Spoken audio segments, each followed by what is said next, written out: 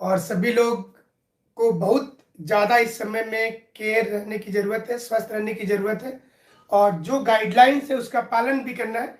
और चलिए, practice set में आपके साथ में जुड़ गए हैं और आप अब आप अपने मित्रों को बता दीजिए कि प्रैक्टिस सेट की शुरू हो गई है, शुरुआत हो गई है। अब ज़्यादा से ज़्यादा क्वेश्चन का आप आंसर करेंगे और कोई विशेष जानकारी लेना हो तो 9431156794 हमारा व्हाट्सएप नंबर है, उस पर आप मैसेज करेंगे। और अब टेस्ट सीरीज भी शुरू हो गया है। टेस्ट सीरीज आप दे सकते हैं प्रतिदिन, जिसमें 100 क्वेश्चन का जीएस पेपर 1 और 100 क्वेश्चन का जीएस पेपर 2, दोनों पेपर का अलग अलग टेस्ट होगा। और उम्मीद करते हैं कि आप अच्छा करेंगे। घर में रहना है, स्वस्थ रहना है, ज़्यादा से ज़्यादा कोशिश करना है कि इस समय सरकार के जो मापदंड है, जो उनके गाइडलाइन है, उनका फॉलोअप करेंगे। तो चलिए, आज का शुरुआत करते हैं क्वेश्चन से। और घर बैठे हुए स्टडी मटेरियल भी जो लोग मंगाना चाहते हैं मंगा सकते हैं। काफ़ी कम शुल्क में अब वो दिया जा रहा है स्टूडेंट के डिमांड पर। सबसे पहला प्रश्न है आज का, और आज का ये प्रश्न क्या है? आज का प्रश्न है कि हाल ही में शुरू किया गया अमृत महोत्सव के संबंध में कौन सा एक गलत है? हिंदी अंग्रेजी दोनों में क्वेश्चन है। मार्केट में जनरली ऐसा बुक नहीं रहता है। Which one of the following is not correct about Amrit Mahotsav? Amrit महोत्सव हाल में शुरू किया गया है। ये टेस्ट में ज्यादा क्वेश्चंस आज करंट इवेंट के हैं। आपको कोशिश करना है आंसर करने का, कितना आप सरोकार रखते हैं। पहला ऑप्शन है कि यह महोत्सव 12 मार्च 2021 को शुरू किया गया। इट स्टार्टेड ऑन 12 मार्च 2021। दूसरा ऑप्शन है कि यह महोत्सव, इसका समापन 12 मार्च 2023 को होगा। This will ended on 12th of March 2023, 2023 में होगा। तीसरा है कि इस महोत्सव में 5 मुख्य स्तंभ पर फोकस किया जा रहा है। Mainly the focused region is on 5 pillars. और चौथा है कि यह महोत्सव लगातार 75 सप्ताह तक चलेगा। This will run for 75 weeks. क्या होगा सही? जीएस 1 का जीएस 2 का अलग अलग करवाते हैं। हाँ, दोनों का अलग अलग टेस्ट होता है अर्जू जी।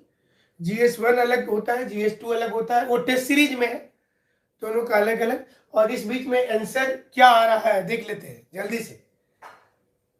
सी, कुछ लोगों ने सी बताया है। ये अमृत महोत्सव शुरू किया गया था अभी। ए सोनम सिंह, ए पिंटू रजक, ए रंजीत सिंह, टिंकू बी, टिंकू ने सी लिखा है, रंजीत ने बी लिखा है। सही उत्तर क्या होना चाहिए? अमृत महोत्सव ये गांधी जी के 75वां जो दांडी मार्च वाला था, उसके बाद ही ये शुरू हुआ था ये। और विवेक शर्मा ए, विशु क्लासेज ए, मोहम्मद एम के मुंडा सी, विद्या रानी सी, मोहम्मद ताहिद बी, और जल्दी सब आंसर कल्याण सुरीन बी। तो आप सभी लोग जुड़ गए हैं और आंसर देख लेते हैं कि इसका पहला क्वेश्चन जो था, इसका आंसर किसने सही किया है? किसने सही किया है इसका आंसर? और इसका सही उत्तर है बी। यानी कि जिन लोगों ने बी लिखा था, बी, जो ये इसमें से कौन सा एक गलत है पूछा गया था आपसे, तो सही उत्तर बी होगा। ये जो कार्यक्रम है ये 15 अगस्त 2023 को समाप्त हो रहा है। 15 अगस्त 2023 को समाप्त हो रहा। दांडी मार्च 12 मार्च से 6 अप्रैल तक ओरिजिनली दांडी मार्च चला था गांधी जी के द्वारा। सिविल डिसओबीडियंस मूवमेंट भी इसी को कहते हैं, दांडी मार्च का ही दूसरा नाम है। और ये साबरमती आश्रम से लेकर के दांडी तक, जो गुजरात में एक विलेज है, नमक सत्याग्रह के नाम से भी जाना जाता है, गांधी जी ने इसकी शुरुआत की थी। और ये जो था अहमदाबाद आश्रम से पदयात्रा किया गया ये 12 मार्च को। और आज से 91 वर्ष पूर्व ही गांधी जी ने इनको किया था, इस आंदोलन को किया था। गांधी जी ने 91 ईयर पहले किया था, 75 सप्ताह तक, 75 वीक तक ये आंदोलन चलेगा। इसमें एक लोगों को बताया जा रहा है कि गांधी जी ने कैसे इस आंदोलन की शुरुआत की थी और 15 अगस्त 2023 को जाकर के ये समाप्त होगा। तो इसमें चरखा के अभियान को भी बढ़ाया गया है और गांधी जी का जो खादी वाला था, ये इसको भी खादी के भी आंदोलन, जो खादी को गांधी जी ज्यादा महत्व देते थे, उसको भी इसमें फोकस किया जा रहा है। तो लोकल फॉर द वोकल जो कार्यक्रम होता है, कि जो गांधी जी हमेशा कहते थे कि कुटीर उद्योग और लघु उद्योग को बढ़ावा दिया जाए, तो ये बताने की कोशिश है इस अमृत महोत्सव के द्वारा। 91 साल हो जाने के बाद, 91 ईयर हो जाने के बाद दांडी मार्च की शुरुआत की गई थी। तो चलिए अगले क्वेश्चन की ओर आ जाते हैं। जल बचाने के लिए अगला क्वेश्चन ये है कि जल बचाने के लिए कौन सा एक प्रोजेक्ट जो है, ये आपका भारत में वर्तमान में जो अभियान चलाया जा रहा है उसका क्या नाम है? What is the name of the program which is going to save the water? जल बचाने के लिए वर्ष 2021 में एक अभियान शुरू हुआ है और इस अभियान का नाम आपको बताना है। करेंट इवेंट में आप लोगों की तैयारी कैसी है ये चेक अभी हो जाएगा। Water harvesting, catch the rain, save the ground water and cloud seeding. और ज्यादा लोग मोहम्मद तौहीद, प्रियंका ने ए लिखा, Pintu Rajak B, Sanjay Kumar catch the rain, Aryan Soren C, Yasu class A, अध्या प्रदेश ए, प्रकाश, सोनम सिंह ने शुरू हुआ था 12 मार्च को सोनम जी, रंजीत सिंह, टिंकू ट्रेनिंग, विद्या रानी, विवेक शर्मा, और ये सारे लोग सी लिखते हैं, टिंकू ए लिखते हैं, कल्याण सुरीन ए, और सुमित कुमार ए, मदन कुमार ए। तो सारे लोग ए बता रहे। वाटर हार्वेस्टिंग, ज्यादा लोगों ने वाटर हार्वेस्टिंग बोला है और कुछ लोग बोल रहे कैच द रेन। उसके बाद सेव द ग्राउंड वाटर और क्लाउड सीडिंग। इसमें सही उत्तर सपना सिंह, राम प्रसाद इंडवार ए, शुभम सिविल वाले बी, शुभम बांद्रा, सुभाष बांद्रा, राहुल पांडे सी। तो सही उत्तर इसका क्या होना चाहिए? What should be the right answer? तो चलिए जल्दी से देख लेते इसका सही उत्तर क्या है। और सही उत्तर आ रहा है बी, यानी कि catch the rain.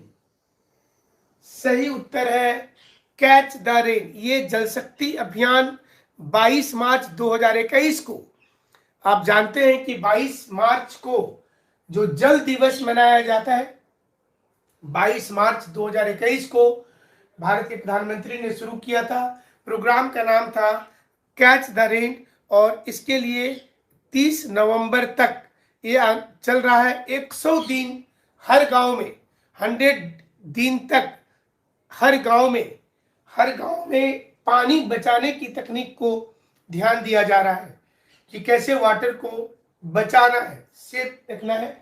Cloud seeding जो ऑप्शन दिया हुआ है, ये क्लाउड सीडिंग क्या होता है कि इसमें सोडियम क्लोराइड को और सिल्वर आयोडाइड को और ड्राई आइस को, यानी कि जो मतलब सॉलिड CO2 होता है, ड्राई आइस, तो ड्राई आइस को, सोडियम क्लोराइड को और सिल्वर आयोडाइड को, तीनों को मिक्स कर करके जलाया जाता है। और ये जलाने के बाद में अगर कहीं पर थोड़ा सा भी नेचुरल क्लाउड है तो ये उसको जाकर के कंडेंसेशन करवाता है और इससे वहां पर बारिश शुरू हो जाती है। आप ऐसा देखते होंगे कहीं कहीं पर यज्ञ होता है पानी करवाने, पानी बरसवाने के लिए। तो ड्यू टू द, अच्छा अभी ज्यादा क्वेश्चन नहीं हुआ है जय जी, ये दूसरा क्वेश्चन ही चल रहा है तो ज्यादा आपका नहीं छूटा है। वैदिक योगा वाले घर से ही ले रहे हैं अभी तो।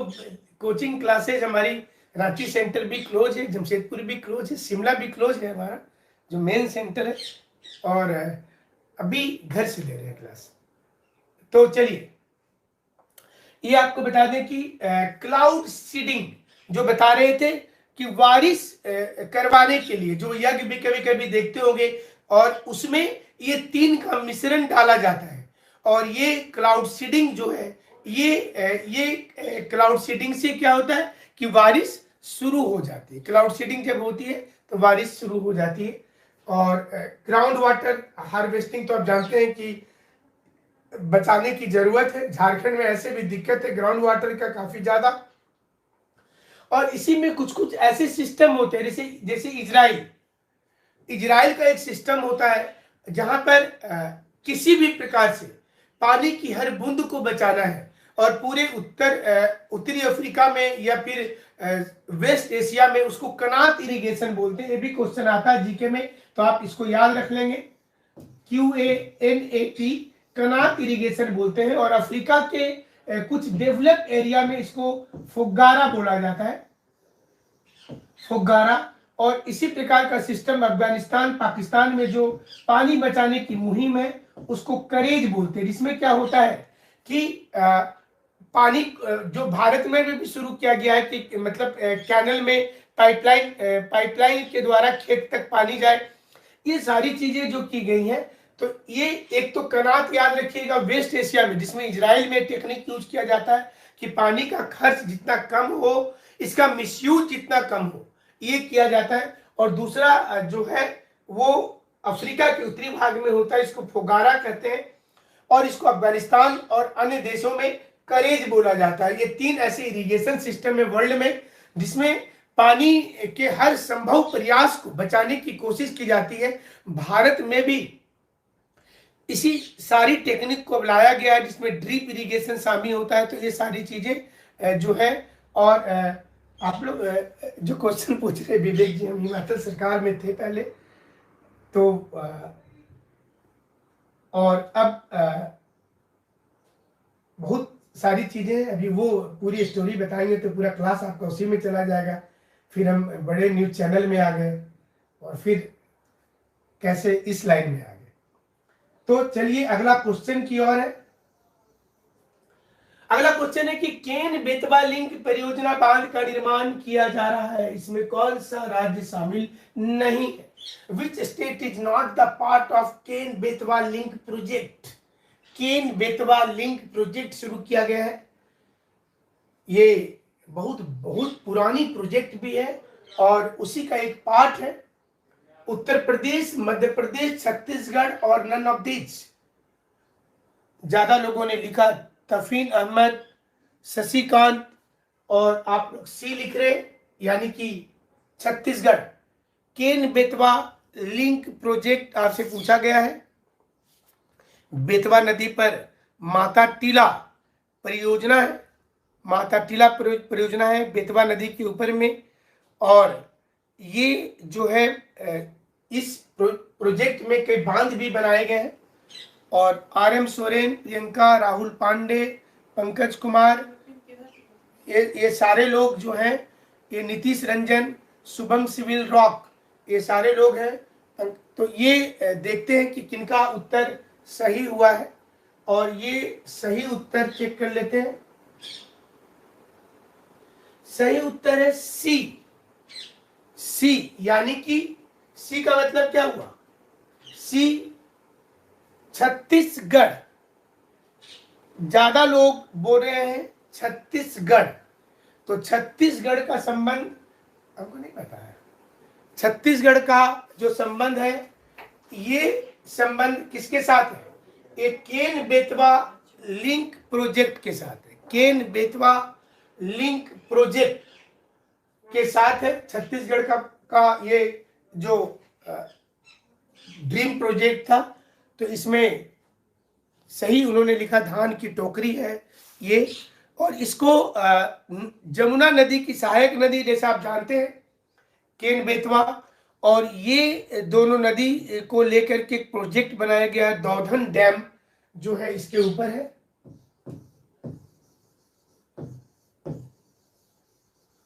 ये दौधन डैम बनाया गया है और इस डैम से नदी जोड़ो परियोजना जो है, इसमें उत्तर प्रदेश में और जो झांसी डिस्ट्रिक्ट है उस सारे एरिया को पानी दिया जाएगा। तो ये 2005 में एक एग्रीमेंट हुआ था, लेकिन 2021 में इसकी शुरुआत की गई केन बेतवा प्रोजेक्ट का। एक प्रोजेक्ट और चल रहा है भारत में, उत्तर भारत की सारी नदियों को दक्षिण भारत की नदी से जोड़ा जा रहा है। तो जब उत्तर भारत की जितनी नदी है उसको दक्षिण भारत की नदियों से जोड़ा जा रहा है। आप कोशिश कर सकते हैं बताने का आंसर कि नॉर्थ इंडिया 20-25, हमको तो लगता है कि 30 साल 40 साल से योजना चल रहा है। उत्तर भारत की जितनी नदी है उसको दक्षिण भारत की नदियों से जोड़ा जा रहा है। और इसकी ये परियोजना है कि जब नॉर्थ इंडिया में फ्लड सीजन आएगा तो उस समय में इसके सारे सागरमाला प्रोजेक्ट नहीं है, आप लोग कोशिश करें बताने का। उत्तर भारत की नदियों को दक्षिण भारत से जोड़ने की जो योजना है उस योजना का नाम सरकार ने क्या रखा है। तो अगला क्वेश्चन है कि भारत ने हाल ही में श्रीहरिकोटा से 19 उपग्रह का प्रक्षेपण एक साथ किया है, और इसके संबंध में कौन सा एक गलत तथ्य है। So in which of the following is not correct about satellite launching centre of Harikota which has launched 19 satellite. 19 उपग्रह को एक साथ किया गया है, इसमें से कौन सा एक गलत तथ्य है, इसमें से कौन सा एक गलत तथ्य आपको बताना है। जिसमें पहला ऑप्शन है आपके पास में कि PSLV C-51 has used for this. इसके लिए PSLV C-51 का प्रयोग किया गया था। दूसरा ऑप्शन है कि सिंधु नेत्र, इसमें से एक सैटेलाइट का नाम था। तीसरा है कि अमागोनिया 1, इस सैटेलाइट का नाम था, जो ब्राजील का भी एक सैटेलाइट इसमें है। और नेक्स्ट ऑप्शन है कि 18 सैटेलाइट अमेरिका के इसमें थे और एक सैटेलाइट भारत का था 19 में।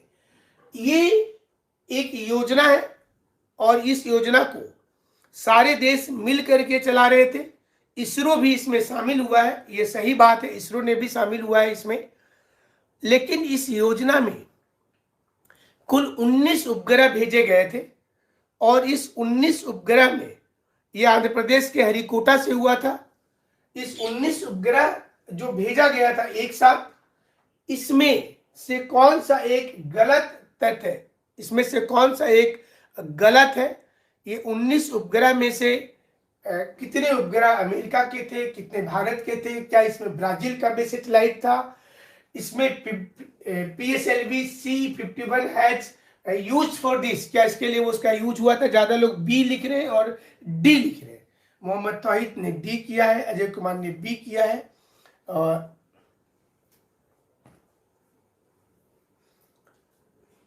और फिर इसके बाद शशिकांत ने डी लिखा, Nitesh D, Nitesh Ranjan D, Pankaj Kumar B, Tafreen Ahmad C, RN Soren सी।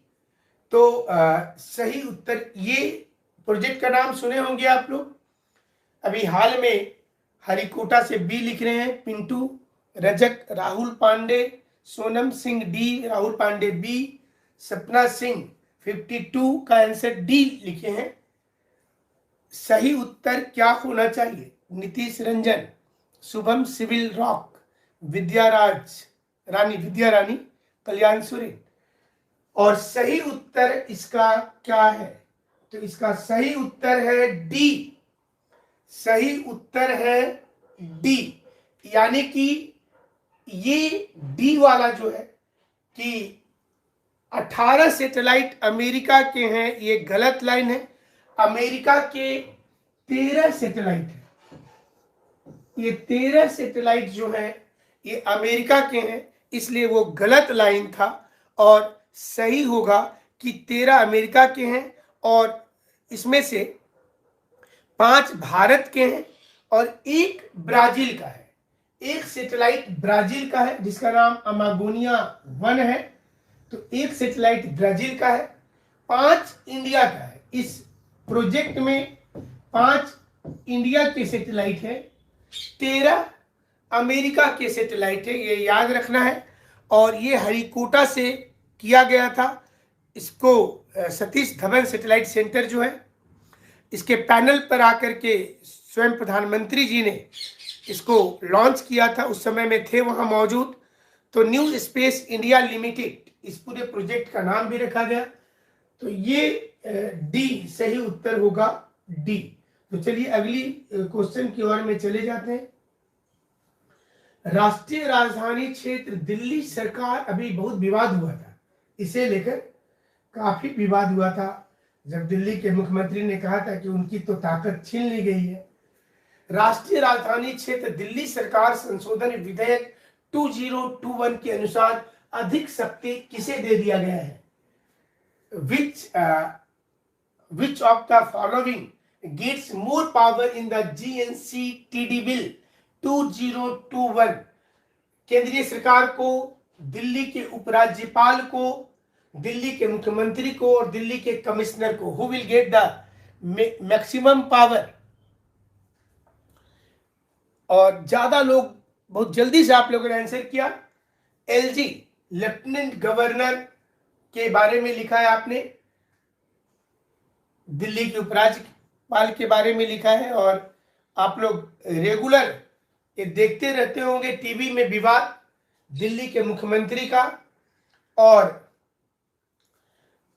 भारत सरकार के बीच हमेशा विवाद चलता है। और ये बिल लाया गया और इस बिल में GNCT जो बिल है, government of national capital territory act, और ये 1991 का बिल में संशोधन किया गया है। बेसिकली ये जो बिल था, ये बिल जो है ये 1991 में ये बिल पहले लाया गया था और उस बिल में फिर एक संशोधन करने के बाद अब इसकी सारी शक्ति जो है, ये इस शक्ति में ज्यादा शक्तियां जो होंगी ये लेफ्टिनेंट गवर्नर के पास चला गया है। और केंद्र के प्रतिनिधि के रूप में उपराज्यपाल की भूमिका पुलिस कानून व्यवस्था तक जो सीमित था, उसे अब एक्सपेंसेस तक, पब्लिक वेलफेयर तक भी जो है लेफ्टिनेंट गवर्नर को ये शक्ति दे दिया गया है। यानी कि जो लेफ्टिनेंट गवर्नर होते हैं, उपराज्यपाल होते हैं दिल्ली के, अमूमन केंद्र शासित प्रदेश में उपराज्यपाल ही होते हैं और वो कहीं कहीं पर तो प्रशासक की भूमिका में होते हैं। अगर आप चंडीगढ़ में देखेंगे तो एज एडमिनिस्ट्रेटर भी वो काम करते हैं। भारत में केंद्र शासित प्रदेश जो दिल्ली है, एनसीटी, आप को एक क्वेश्चन हम यहां पर पूछना चाहेंगे कि एनसीटी जो है, नेशनल कैपिटल टेरिटरी, एनसीटी जिसको अभी एनसीआर बोला जाता है, ये किस देश से इस कॉन्सेप्ट को लाया गया था भारत में कि राष्ट्रीय राजधानी क्षेत्र होगा? It is taken from which city और कंट्री? जो आप देखते हैं कि नेशनल कैपिटल रीजन है और नेशनल कैपिटल ब्रिटेन लिखा है उन्होंने, वैदिक योगा। और कोई बताइए कि कोई जल्दी से, लंदन कोई लिख रहे हैं, मोहम्मद तौहीद ने ब्रिटेन लिखा है, यूनाइटेड किंगडम, यूके। और कोई 61 एक्ट लिखा है राहुल ने, रंजीत सिंह यूएसए, ज्योति कुमार ने बी लिखा है। क्या होगा सही उत्तर? Priyanka UK, Shubham UK, Belgium लिखा है राजकुमार सिंह ने। ये कॉन्सेप्ट कहां से लिया गया कि भारत में नेशनल कैपिटल टेरिटरी, एनसीटी जिसको अभी एनसीआर बोला जाता है, और सही उत्तर होगा कैनबेरा से। ये ऑस्ट्रेलिया की राजधानी कैनबेरा को देखकर एक कॉन्सेप्ट लाया गया था और उसके बाद भारत में भी दिल्ली को केंद्र शासित प्रदेश होने के बावजूद राष्ट्रीय राजधानी क्षेत्र का दर्जा मिला। और जैसा आप जानते हैं कि इसका सही उत्तर भी आप देख लें, डिप्टी गवर्नर यानी कि लेफ्टिनेंट गवर्नर ही है, लेफ्टिनेंट गवर्नर है। और अगली क्वेश्चन की ओर चले जाते हैं।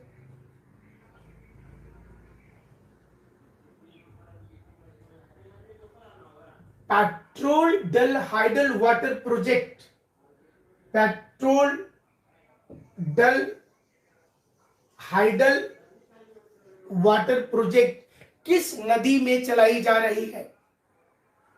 पेट्रोल डल हाइडल वाटर प्रोजेक्ट एवं lower Kalnai hydro water project, Indus, Jhelum और ये सतलज होना चाहिए। यहाँ पर ऑप्शंस में थोड़ी सी गलती है, सतलज और चेनाब, इसमें से कौन सा एक सही है? और क्या उत्तर आ रहा है यहां देख लेते हैं। चेनाब, चेनाब उत्तर आया है। और बाकी लोग क्या उत्तर देना चाहते हैं जल्दी से दे। पेट्रोल डल हाइडल वाटर प्रोजेक्ट और lower Kalnai hydro water project किस एक नदी में चलाया जा रहा है? क्या होगा सही उत्तर? सिंधु घाटी परियोजना का एग्रीमेंट तो 1960 में हुआ था और आप लोगों ने ज्यादा उत्तर झेलम, चेनाब, चेनाब पर ज्यादा लोग हैं और झेलम बराबर बराबर चल रहे हैं। अनिल महतो डी, डी यानी कि डी में क्या ऑप्शन है? चेनाब। शशिकांत बी, अजय कुमार चेनाब, कल्याण सुरिंग बी। तो इसका सही उत्तर क्या है?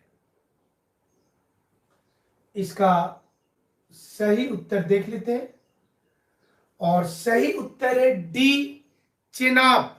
तो चेनाब आप लोगों ने सही बोला कि चेनाब की सहायक नदी मरुसुद्दर, ये एक्चुअली में चेनाब की एक सहायक नदी है जिसका नाम है मरुसुद्दर। और चूंकि ये ऑप्शन में नहीं है इसलिए आंसर इसका चेनाब होगा, but the name of the river is Marusudar, जिस पर यह प्रोजेक्ट चलाया जा रहा है, पेट्रोल डल हाइडल वाटर प्रोजेक्ट एवं कलनई हाइड्रो वाटर प्रोजेक्ट। तो मरुसुद्दर पर चलाया जा रहा है।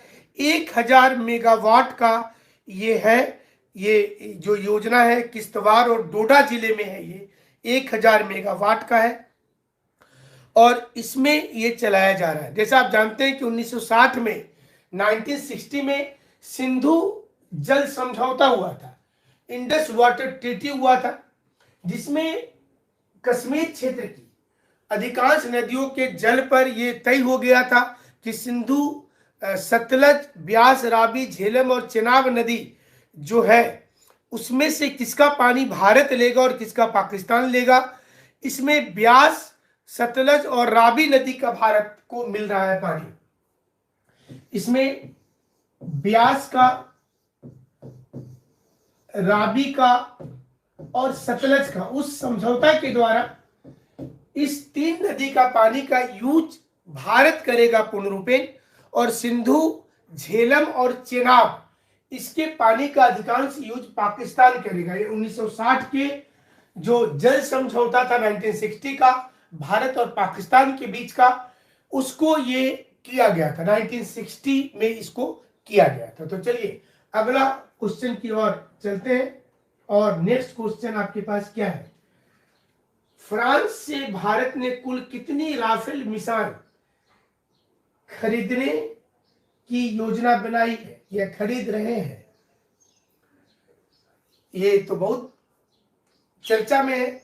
36, 52, 18, 10 भारत कुल मिलाकर कितना राफेल खरीद रहा है? ये तो रोज चर्चा में आ रहा है कि अभी हाल में ही संयुक्त राष्ट्र सऊदी अरब के पास ही विमान को हवा में ही उसमें ईंधन डाला गया था, बहुत चर्चा में था। सारे लोगों ने ए लिखा है, ढेर सारे लोग इसमें ए लिखते जा रहे हैं।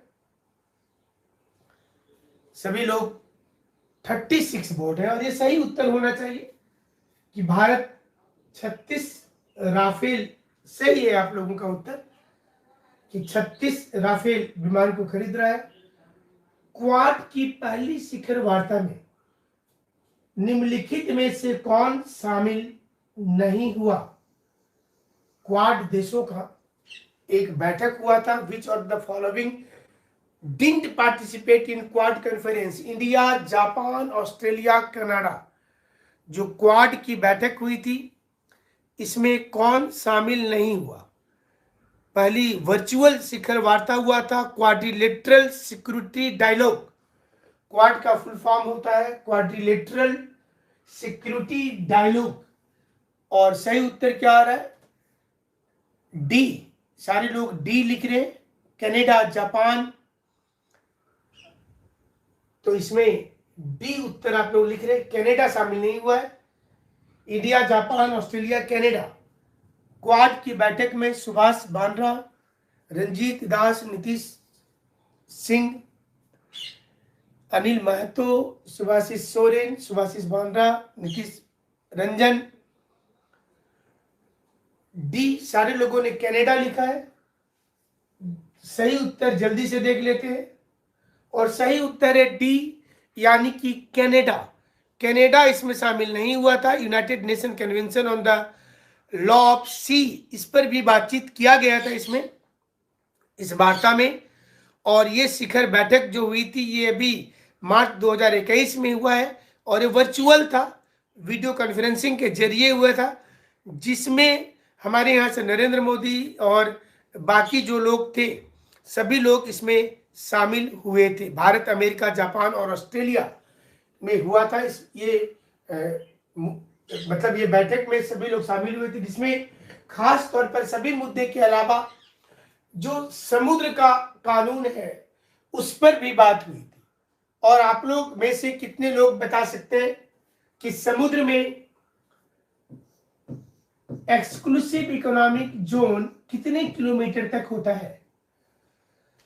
समुद्र में सारे देशों के लिए जो कानून है एक्सक्लूसिव इकोनॉमिक जोन का, EEZ का, ये कितना किलोमीटर तक होता है? EEZ, एक्सक्लूसिव इकोनॉमिक जोन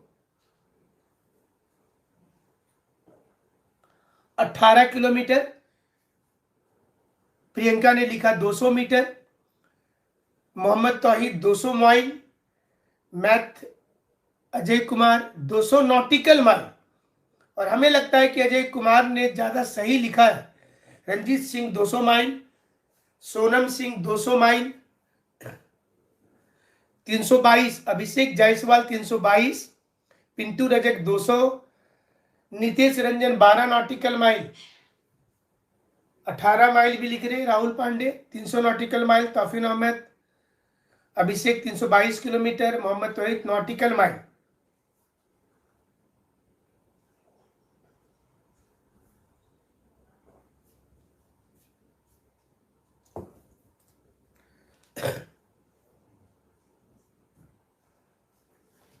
तो 12 नॉटिकल माइल जो है, 12 नॉटिकल माइल जो है, ये उत्तर गलत है।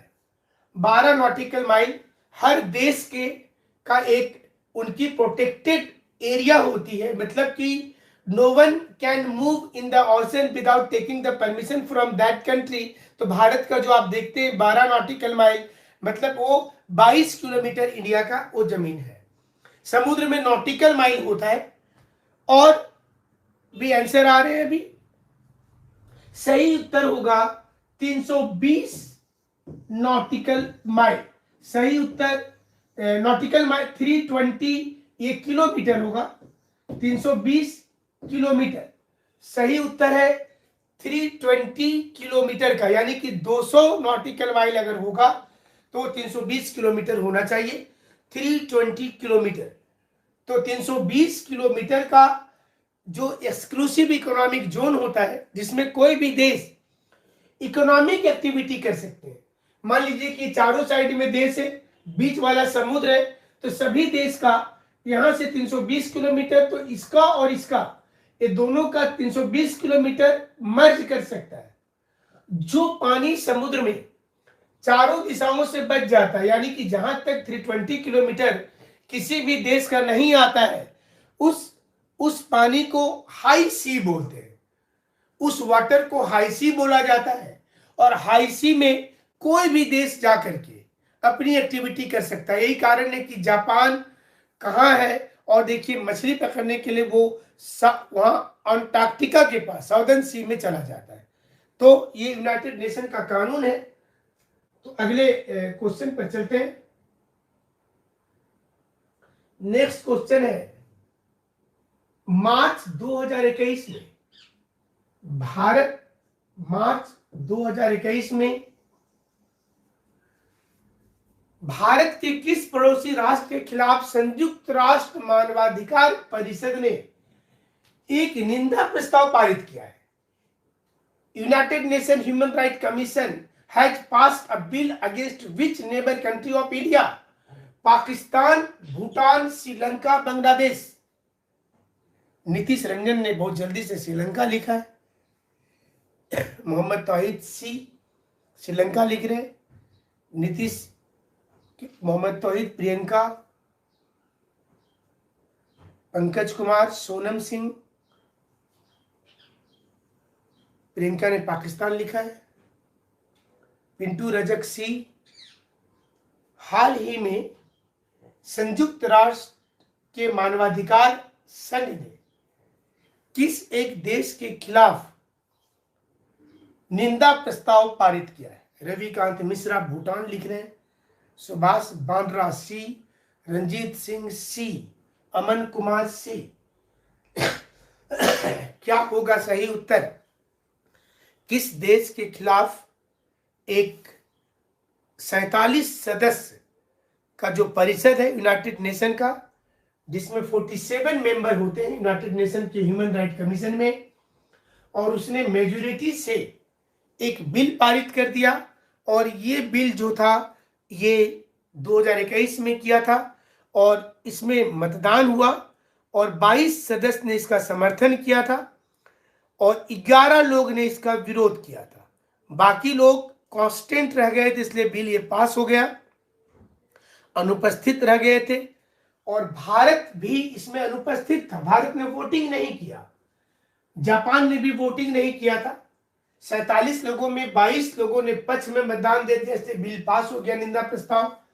और ये निंदा प्रस्ताव जो था ये लाया गया था, सही उत्तर होगा सी, यानी कि ये निंदा प्रस्ताव जो है ये लाया गया था श्रीलंका के खिलाफ। ये निंदा प्रस्ताव मानवाधिकार आयोग ने लाया था कि श्रीलंका में मानवाधिकार की उल्लंघन हो रहा है। गृह युद्ध जब हुआ था श्रीलंका में, उसमें दमन हुआ था और इसी के द्वारा ही ये मतदान कराया गया था इसमें। तो पाकिस्तान, भूटान, श्रीलंका और बांग्लादेश में सही उत्तर होगा श्रीलंका में हुआ था। तो अगली क्वेश्चन पर हम चलते हैं। नेक्स्ट क्वेश्चन है यहां पर, और वर्ष 2016 से 2020 के बीच पूरे विश्व में हथियार आयात करने के मामले में भारत कितने नंबर पर है? हथियार आयात करने के मामले में, to get the weapons import of weapon में इंडिया का रैंक क्या? What is the rank of India in the weapon import? 1, 2, 3, 4 क्या रैंक है? भारत का रैंक क्या है? पहला, दूसरा, पहला, दूसरा, पहला और दूसरा चल रहा है, ज्यादा लोग दूसरा बोल रहे हैं। हथियार का आयात करने में भारत का रैंक पूछा गया है, उसमें कौन सा रैंक है भारत का? और ये Stockholm International Peace Research Institute ने इसको पब्लिश किया है। स्टॉकहोम मैंने स्वीडन की ये कंपनी है जो ये पब्लिश करती है कि हथियार कौन सा देश जो है सबसे ज्यादा बेचता है, कौन सा देश सबसे ज्यादा खरीदता है इंपोर्ट में, और एक्सपोर्ट में जो है वो किसका जिक्र होगा। तो ये सही उत्तर क्या होगा इसका? और सही उत्तर यहां पर आ रहा है भारत के लिए बी। तो सारे लोगों ने दो, जो लोगों ने लिखा था सबसे ज्यादा लोग 2 लिखे थे और 2 एकदम से सही है। जो अगर आप देखें तो भारत ने भी काफी हथियार मंगाया है और दूसरा स्थान है भारत का। ये 11% जो है सऊदी अरब ने मंगाया है और भारत ने 9.5%। सबसे ज्यादा सऊदी अरब ने 11% है और भारत ने 9.5% हथियार का इंपोर्ट किया है इस समय में। और जो टॉप 5 देश है इसमें भारत भी शामिल है। 5 बड़े आयातक देश में सऊदी अरब, भारत, मिस्र, ऑस्ट्रेलिया और चाइना भी है। चाइना ने भी काफी हथियार मंगाया है, हालांकि चाइना के पास पहले से काफी हथियार है। और ये सभी में सबसे ज्यादा अगर आप बोलेंगे निर्यातक देश तो अमेरिका, रूस, फ्रांस, जर्मनी और चीन ने निर्यात भी किया है और आयात भी किया है। अमेरिका, फ्रांस, रसिया और जर्मनी ये देश सबसे ज्यादा निर्यात किए, यानी कि माल बेचे। और जितना ज्यादा वर्ल्ड में टेंशन बढ़ेगा उतना ज्यादा इन देशों का इकोनॉमी अच्छा हो जाएगा, क्योंकि हथियार हर लोग खरीदना चाहते हैं। और ये बहुत ज्यादा मुश्किल क्वेश्चन नहीं है, मेरे लगता है आसान सा क्वेश्चन है, आप आसानी से कर देंगे। कि किस 2 ग्रह के बीच में एस्टेरॉइड होते हैं, क्षुद्र ग्रह होते हैं? किस 2 ग्रह के बीच में एस्टेरॉइड हैं? हाल में ही एस्टेरॉइड एपोफिस ये पृथ्वी के नजदीक से गुजरा था, बहुत नजदीक से गुजरा था। ये किस 2 ग्रह के बीच में एस्टेरॉइड होते हैं? मार्स, जुपिटर, अर्थ, वेनस, सैटर्न, यूरेनस और नेपच्यून, प्लूटो। और मार्स, जुपिटर ज्यादा लोग लिख रहे हैं। राहुल कुमार, मोहम्मद तौहीद, तारीन अफरत, प्रियंका कुमारी, सभी लोगों ने लिखा है मार्स, जुपिटर। सोनम सिंह, शुभम, सतीश और सभी लोगों का सही उत्तर हो रहा लगता है। रवि कांत, कल्याण, सुरीन। और सही उत्तर इसका होगा, इसका सही उत्तर है मार्स, जुपिटर। तो मार्स, जुपिटर आप लोगों ने एकदम सही सा उत्तर दिया, सही दिया है, मार्स, जुपिटर। तो चलिए अगली क्वेश्चन की ओर चलते हैं।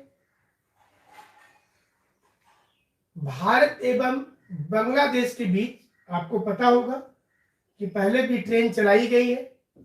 अब एक नई ट्रेन भारत बांग्लादेश के बीच चलाई जाएगी। सबसे नई ट्रेन का नाम क्या है? Which one of the following is the latest train in between India and Bangladesh?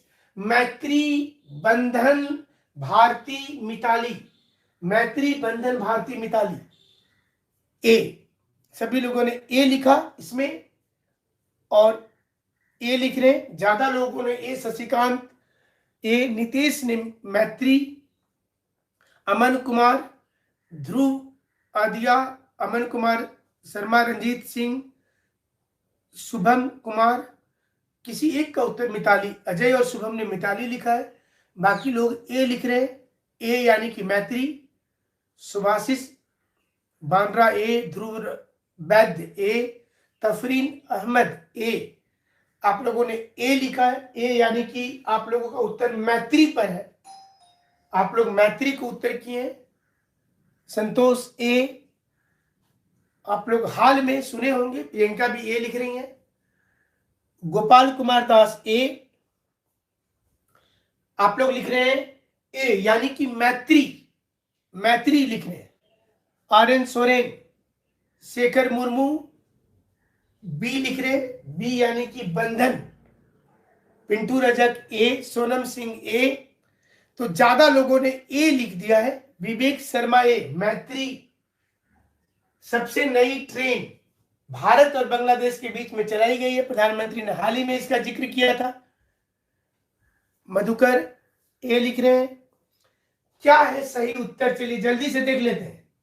और सही उत्तर है डी यानी कि मिताली एक्सप्रेस। बहुत बड़ी संख्या में आप लोगों का गलत हो गया। सही उत्तर ढाका से ये न्यू जलपाईगुड़ी तक, ढाका से लेकर न्यू जलपाईगुड़ी तक ये मिताली एक्सप्रेस शुरू किया गया है इसी वर्ष। मिताली, सही उत्तर मिताली होगा। और ये तीसरी ट्रेन है, इसमें 10 बोगी है, ढाका से लेकर न्यू जलपाईगुड़ी तक होगा। और ये 511 किलोमीटर दूरी, इसकी दूरी 511 किलोमीटर की होगी। और ये सबसे नई ट्रेन, सबसे लेटेस्ट ट्रेन जो है ये मिताली एक्सप्रेस शुरू किया गया है। इसके पहले आपको पता था कोलकाता से ढाका तक मैत्री एक्सप्रेस चलाई जाती है। ये कोलकाता से लेकर ढाका तक, कलकत्ता से ढाका तक ये मैत्री एक्सप्रेस चलाई जाती है। और कोलकाता से खुलना एक जगह है, कलकत्ता से लेकर खुलना तक ये बंधन एक्सप्रेस चलाई जाती है। दोनों पुरानी ट्रेन है। और मिताली एक्सप्रेस जो है ये सबसे नई ट्रेन है। तो ये मैत्री सेतु ब्रिज भी बना है, आपको पता ही होगा ये भी। तो ये काफी अच्छा फेनी नदी पर बना है, मैत्री सेतु फेनी नदी के ऊपर में बनाया गया है, ये भी जीके का है। लेकिन भारती जो है, ये भारती क्या है? ये भारती जो है, ये अगर क्वेश्चन देता है ना, क्योंकि ऑप्शंस के भी कोई मीनिंग होते हैं, ये भारती भारत का उत्तरी ध्रुव पर जो नॉर्दर्न पोल है वहां पर का एक रिसर्च सेंटर का नाम है। जैसे हमारा अंटार्कटिका पर रिसर्च सेंटर जो है दक्षिण गंगोत्री है, उसी प्रकार से उत्तरी ध्रुव पर जो हमारा रिसर्च सेंटर है, इस रिसर्च सेंटर का नाम भारती है। तो इसलिए भारती यहां पर ऑप्शंस में दिया हुआ था। तो क्वेश्चंस तो और भी हैं, तो आज इतना ही बताएं आप लोगों को। और अगला क्वेश्चन यहां पर आ गया, और ये क्वेश्चन है कि स्वतंत्रता के बाद 1949 ईस्वी में भारत सरकार ने भारत की राष्ट्रीय आय समिति का गठन किसकी अध्यक्षता में किया था? Who was the chairman of National Income Committee in 1949 to calculate the national income? पहला ऑप्शन है पीसी महालोनोबिस, दूसरा है डीबी नौरोजी, तीसरा है विलियम डिग्वी और चौथा है VKRV राव। सही उत्तर क्या होगा? स्वतंत्रता के बाद भारत का जो पहला राष्ट्रीय इनकम जानने के लिए ये तैयार किया गया था। तो सही उत्तर इसमें क्या होगा? और सही उत्तर है इसका, सही उत्तर है ए, पीसी महालोनोबिस मॉडल। आपको पता होगा, और आजादी के तुरंत बाद इसे बनाया गया था। दादा भाई नौरोजी जो थे ये सिपाही विद्रोह के आसपास पुस्तक भी लिखे थे उस समय में, और इस पुस्तक में उन्होंने बताया था कि कैसे भारत का जो पैसा है ये लूट कर चला जा रहा है। लेकिन अगर पूछा जाता है कि इकोनॉमिक्स पर पब्लिश होने वाला पहला किताब कौन था, दादा भाई नौरोजी की पुस्तक का नाम था poverty and British rule in India. Economics पर पब्लिश होने वाला पहला पुस्तक का नाम आप बता सकते हैं? First book which published, the author of the book, और बुक का नाम, दोनों में से कुछ भी बता सकते हैं। On economics which published in India, Bharat में इकोनॉमिक्स पर पहली पुस्तक जो प्रकाशित हुई थी, कोई बता सकते हैं नाम?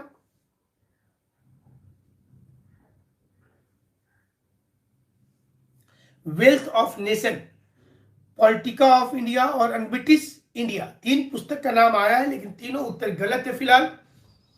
इकोनॉमिक्स पर प्रकाशित होने वाली पहली पुस्तक का नाम क्या था? Economics for India.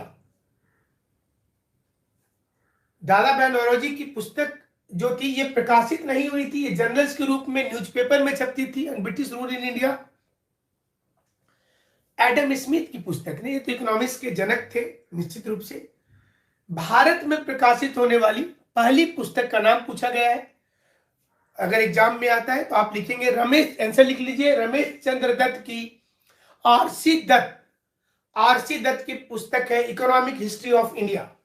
ये 1901 में प्रकाशित हुई थी विधिवत पहली पुस्तक जो भारत में इकोनॉमिक्स पर कंप्लीट बुक जो प्रकाशित की गई थी वह था रमेश चंद्र दत्त का, रोमेश चंद्र दत्त का इकोनॉमिक हिस्ट्री ऑफ इंडिया।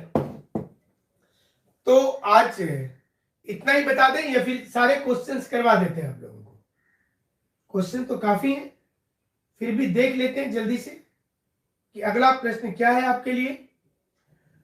मानव विकास सूचकांक निकालने के लिए, मानव विकास सूचकांक निकालने के लिए और इसमें रैंकिंग देने के लिए किस दो अंक के बीच देखा जाता है? To know the human development index, the ranking which two digit are important? 0 से 1 के बीच, 1 से 10 के बीच, 0 से 20 के बीच और 10 से 100 के बीच। मानव विकास सूचकांक आप अक्सर सुनते होंगे, ह्यूमन डेवलपमेंट इंडेक्स निकाला जाता है और भारत को भी रैंकिंग मिलती जाती है। इसमें आपके अनुसार मानव विकास जो सूचकांक है, इसको निकालने के लिए क्या रैंक दिया जाता है? किस रैंक पर यह होता है? हैप्पीनेस रैंकिंग बाद में निकाली जाती है, फिर 1 to 10।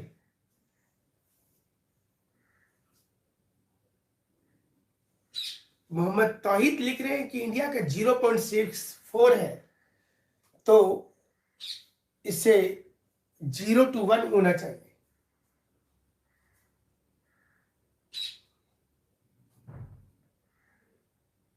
चलिए सही उत्तर देख लेते हैं जल्दी से, और जिन लोगों का सही हुआ है वो है ए, यानी कि 0 से 1 के बीच।